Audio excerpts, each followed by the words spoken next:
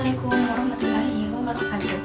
Halo teman-teman, perkenalkan nama saya Nurul Aziza Az-Zahra dari kelas pendidikan Geografia. Di sini saya akan menjelaskan cara mendesain pembelajaran konvensional untuk memenuhi tugas pada mata kuliah Media dan Teknologi Pembelajaran Geografi.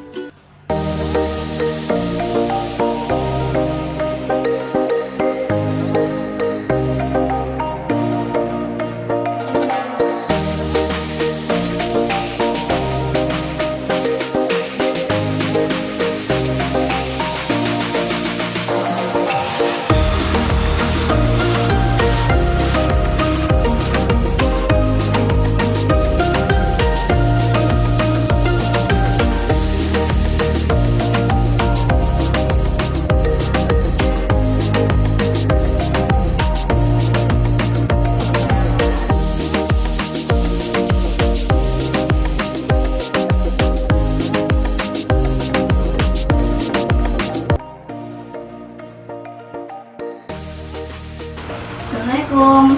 Waalaikumsalam. Selamat pagi anak-anak. Pagi, Ibu. Ya anak-anak, sebelum kita memulai pembelajaran, Ibu absen dulu ya. Ya, Bu. Dengarkan namanya. Rahmi Mutia, Iya, hadir, Bu. Nur Anissa Soleha, Hadir, Ibu. Nur Fitra Al-Qadri. Hadir, Bu. Ya, jadi anak-anak, pada kesempatan kali ini kita akan mempelajari tentang siklus hidrologi. Nah, adapun tujuan pembelajaran kita yaitu yang pertama, kita harus memahami apa proses dari siklus hidrologi itu atau yang disebut dengan siklus air. Jadi, selanjutnya sudah ada yang tahu apa yang dimaksud dengan siklus hidrologi? Belum. Ya, jadi siklus hidrologi itu disebut juga dengan siklus air atau perputaran air yang ada di bumi, di mana proses hidrologi itu dimulai dari penguapan yang terjadi di permukaan bumi, baik itu dari laut, sungai maupun uap air dari pohon, kemudian menguap naik ke atmosfer, kemudian berubah menjadi hujan dan kembali lagi ke daratan. Kemudian dalam pembelajaran siklus hidrologi ini ada beberapa tahapan dalam siklus air. Ada yang disebut sebagai evaporasi, transpirasi, kondensasi, presipitasi, dan aliran permukaan. Nah, yang pertama kita bahas dulu apa itu evaporasi. Ada yang sudah tahu apa itu evaporasi, anak-anak? Saya, Bu. Ya, silahkan nak. Oke, jadi dari hasil buku yang saya baca, di sini mengatakan bahwasanya evaporasi itu sendiri merupakan proses di mana air dari permukaan tanah, sungai, dan lautan berubah menjadi uap air karena pengaruh matahari. Ini merupakan awal dalam siklus air. Ya, jadi betul yang dikatakan oleh Rahmi Mutia bahwasanya tahapan yang pertama dalam siklus air itu adalah evaporasi. Nah, jadi proses evaporasi itu dimana misal ini laut, dia menguap naik ke atmosfer karena adanya proses atau pengaruh dari sinar matahari atau panas matahari. Jadi air-air yang ada di laut menguap naik ke atmosfer. Air yang ada di daratan bisa juga sungai. Seperti itu anak-anak. Mengerti? Oh iya, Bu, mengerti. Oke. Nah, anak-anak, setelah evaporasi, tahapan yang kedua yaitu proses transpirasi. Nah, di mana proses transpirasi ini di mana tumbuhan juga mengeluarkan uap-uap air. Ini juga pengaruh dari sinar matahari. Kemudian uap air menguap ke atmosfer karena pengaruh dari matahari juga. Jadi yang pertama, evaporasi, dia berasal dari laut, daratan, dan juga sungai. Kemudian transpirasi ini dari tumbuh-tumbuhan yang ada di permukaan bumi. Nah, selanjutnya tahapan yang ketiga yaitu proses kondensasi. Ada yang tahu apa itu proses kondensasi, anak-anak? Saya, Ibu. Ya, silahkan Nur Fitra. Jadi proses kondensasi itu berubahnya uap air menjadi cair sehingga membentuk menjadi awan. Ya, betul sekali yang dikatakan Nur Fitra bahwa kondensasi adalah proses berubahnya uap air yang naik ke atmosfer menjadi cair, lalu dia berkumpul menjadi awan atau titik-titik hujan. Jadi uap air ini berkumpul menjadi awan. Kemudian ketika uap air ini menjadi jenuh, selanjutnya akan ada lagi tahapan yang disebut dengan presipitasi. Nah, jadi yang dimaksud dengan presipitasi itu anak-anak, air yang berkumpul atau membentuk awan ini kemudian akan jatuh kembali ke permukaan bumi. Jadi ketika awan ini sudah jenuh atau sudah full dengan titik-titik air, maka akan terjadi yang namanya hujan. Air ini akan turun kembali ke permukaan bumi, lalu akan membuat aliran permukaan ataupun meresap ke dalam tanah yang disebut dengan infiltrasi. Di mana air yang turun ini bisa melalui sungai, turun kembali ke laut. Nah, seperti itu, anak-anak.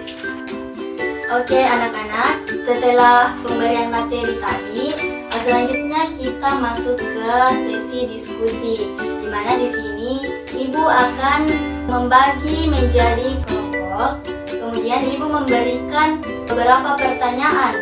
Lalu kalian jawab dan berikan pemahaman kalian tentang materi yang Ibu sampaikan tadi. Mengerti anak-anak?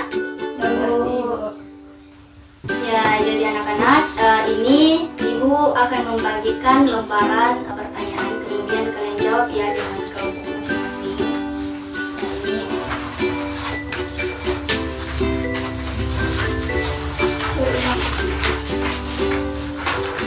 Ya, silakan dijawab pertanyaannya sesuai pemahaman ya.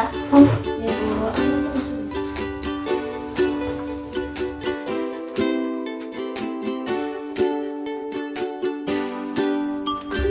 Ya, jadi silakan dijawab pertanyaannya. Kemudian sebentar kita akan lanjut sesi tanya jawab. Kita akan melatih pengetahuan kalian dari materi yang Ibu sampaikan tadi ya, anak-anak. Bagaimana, sudah selesai? Sudah, Bu. Sudah. Oke, selanjutnya kita lakukan tanya jawab ya, karena kalian sudah melakukan diskusi. Selanjutnya sesi tanya jawab. Di sini Ibu akan bertanya kepada kalian. Ini tidak keluar dari bahan diskusi yang tadi. Ada yang tahu apalagi yang dimaksud dengan presipitasi dalam siklus hidrologi? Tadi Ibu sudah jelaskan pada pemberian materi sebelumnya. Apa yang dimaksud dengan presipitasi dalam siklus air itu? Saya, Bu. Ya, silakan Rahmatia. Oke, jadi presipitasi itu berkumpulnya air dalam bentuk hujan kemudian mencari ke air lagi, Bu. Ya, silakan Wakil Traul Kadri. Jadi berubahnya uap air menjadi awan, dan ketika awannya menjadi jenuh atau awannya full, dia akan menjadi hujan. Ya, jadi betul sekali yang dikatakan Nur Fitra bahwa presipitasi itu ketika di mana uap air di atmosfer itu membentuk sebuah awan, dan ketika awannya itu jenuh menampung air-air itu, maka akan kembali turun ke permukaan bumi dalam bentuk hujan, atau bisa juga berubah menjadi kristal jatuh ke permukaan bumi. Itulah mengapa biasanya negara-negara lain juga ada hujan es seperti itu, hujan salju, itu karena adanya proses hidrologi seperti itu, anak-anak. Ada yang ingin bertanya lagi? Atau ada yang ingin bertanya mengenai materi tadi karena Ibu sudah bertanya kepada kalian? Mungkin dari kalian juga ada yang ingin bertanya? Ayo, Bu. Ya, silakan Rahmatia. Ada Jadi, pertanyaan? Pertanyaan saya, apa yang mau menjadi perbedaan turunnya hujan dengan salju di berbagai wilayah, Bu? Oh, jadi pertanyaannya maksudnya apa yang menjadi penyebab perbedaan turunnya salju dan hujan di suatu wilayah ya? Iya, Bu. Ya, jadi anak-anak, ada beberapa faktor penyebab mengapa di suatu wilayah ada yang turun salju atau hujan. Salah satu faktornya itu seperti perbedaan suhu udara, karena suhu itu merupakan faktor utama yang mempengaruhi apakah presipitasinya akan jatuh dalam bentuk salju atau air, seperti itu. Kemudian yang kedua itu ada kelembapan udara, juga arah angin, kemudian ada juga ketinggian tempat. Kemudian faktor topografi juga mempengaruhi presipitasi yang akan terjadi. Jadi seperti itu. Mungkin kita sudah mengerti? Ya, Bu. Ya, terima kasih. Jadi terima kasih atas partisipasinya hari ini anak-anak. Sebagai tugasnya, silahkan kerjakan tugas pada halaman 20 ya. Kemudian dikumpul pada minggu depan. Bu. Ya, jadi anak-anak, sebagai kesimpulan pembelajaran kita hari ini, pasti kalian sudah tahu kan apa itu siklus hidrologi. Kita sudah mengetahui bahwa siklus hidrologi itu disebut juga dengan siklus air atau proses perputaran air yang ada di permukaan bumi. Karena sebagaimana kita ketahui bahwa air sangat penting untuk kebutuhan hidup manusia. Jadi air ini adalah sumber daya yang bisa diperbaharui, artinya tidak akan pernah habis karena adanya tadi siklus air atau siklus hidrologi. Jadi sampai di sini sudah paham kan? Ya. Nah, oke, baik. Tulisnya jangan lupa dikerjakan. Sekian pembelajaran kita hari ini. Marilah kita bersama-sama membaca hamdalah. Alhamdulillahirabbil alamin. Oke, Ibu tutup. Assalamualaikum warahmatullahi wabarakatuh. Waalaikumsalam warahmatullahi wabarakatuh.